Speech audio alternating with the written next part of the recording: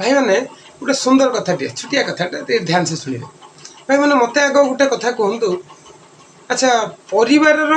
सम्मान कौन स्त्री लोक मान सम्मान नुहे कि मुझे बुझीपारे कथा मत गोटे कथा कहतु।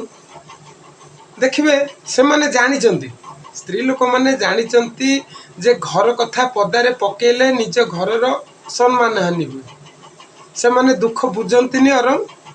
बर हसबे नुहे कि से मैंने परिवार कष्टा को बुझे परिवार दुखटा को बुझे बर से मैंने फायदा उठे एक स्त्री लोक मैंने जानी निश्चित भाव जानते फिर भी कहीं कहते